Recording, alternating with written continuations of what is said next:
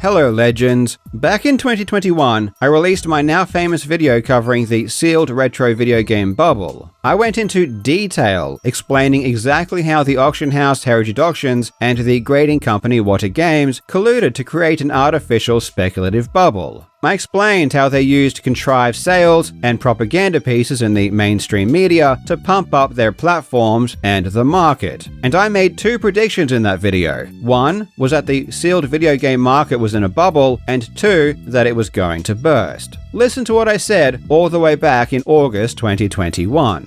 The retro video game bubble cannot go on forever. At some point, it will burst. The question is when.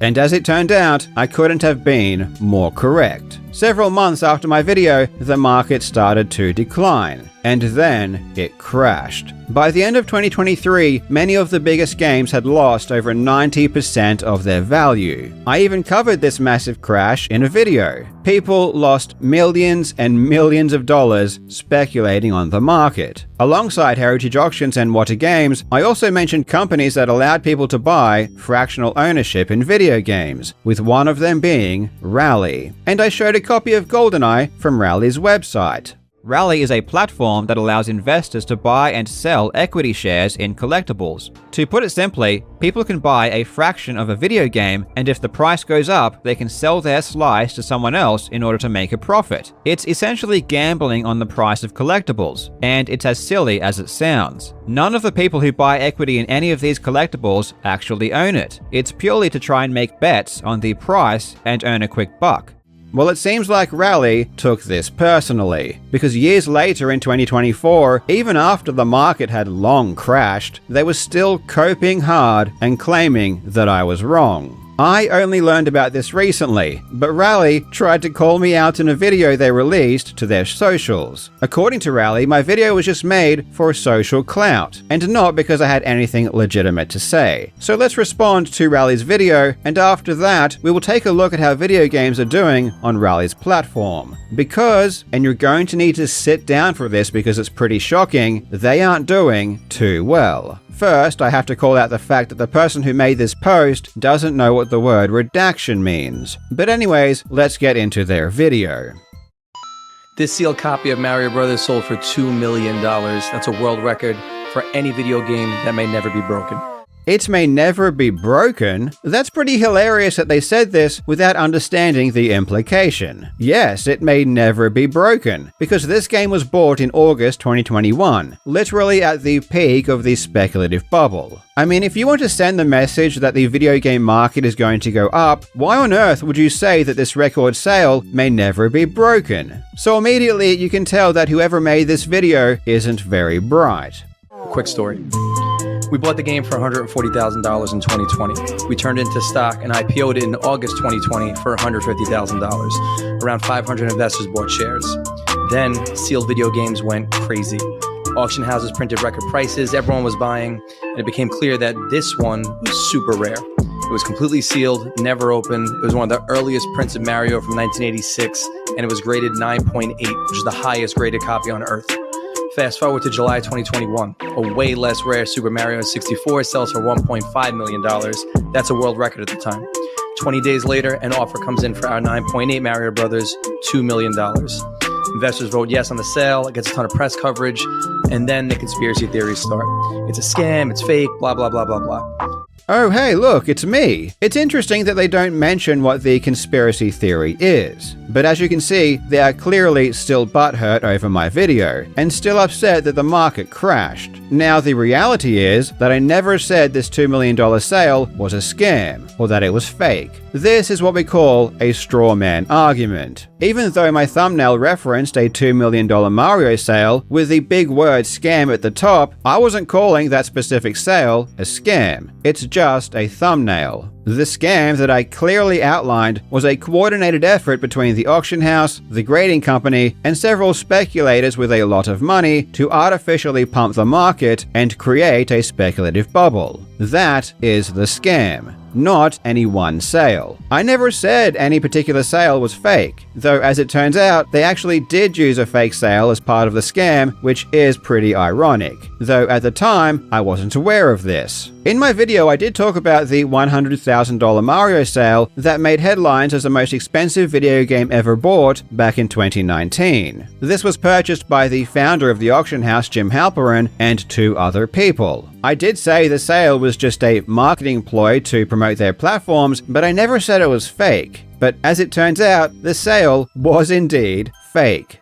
After my video, a class action lawsuit was launched against Wata Games for lying to the public, among other things. And as part of this ongoing class action lawsuit, the founder of Wata Games, Dennis Kahn, was deposed. And during that deposition, he admitted that the seller of the game, Dan Maresca, retained interest in the game. Plus, not all of the buyers were disclosed to the public. In the lawsuit, the plaintiffs state that, in reality, there actually was no legitimate sale of the Super Mario Bros. Game. Rather, seller Maresca retained an interest in the game. Additionally, all of the buyers were not named. Mark Haspel was omitted from disclosure, likely because he was easily identifiable as the chief advisor of Wata. All of the other buyers were also affiliated with Wata as investors, founders, and/or advisory board members. So it's funny that even though I never said any particular sale was fake, this one actually turned out to be. And it's this sale that really helped kick off the speculative bubble. But as far as the $2 million sale went, I'd never commented on it. I just said that it happened. So their characterization of my video is completely false.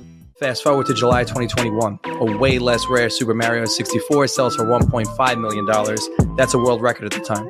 Yes, Super Mario 64 isn't that rare, which is why the price has come down 85% since that sale. When the Wata population reports came out after that record sale, there were 3 at that grade. Since that time, 2 more have been added, and after another grading company, VGA, released their pop reports, it showed another 10 of similar quality. Again, you're really not doing well to convince me this wasn't a bubble by saying a game that isn't that rare was selling for $1.5 million. 20 days later, an offer comes in for our 9.8 Mario Brothers, $2 million. Investors vote yes on the sale, it gets a ton of press coverage, and then the conspiracy theories start. It's a scam, it's fake, blah, blah, blah, blah, blah. Anyway, a few months later, millionaire Brady Hill goes on record saying he's the buyer. Here's the video of him explaining why he bought it. The holy grail for video games. Yeah. That's the one. It is the one. That's the one. It's the one. What's the most relevant video game out there? Does it have rarity? And can I find one that's irreplaceable? Boom, there you go. This guy loves collectibles, it's pretty clear. The record still stands. It delivered 1,200+% returns to rally investors in just under a year, and it's still the highest paid price ever for a video game of any kind. But for how long? Probably a very long time. You even said at the beginning of the video it may never be broken. It's true though, this rich guy bought this game for $2 million at the peak of the bubble. This is a really cool story and definitely proves that nothing shady went on. It's a single data point, and anyone who uses a single data point to push a narrative is just trying to manipulate you. I'm sure this Mario would still sell for a lot these days, but I don't think it would be anywhere near $2 million. I would guess it would be under $1 million.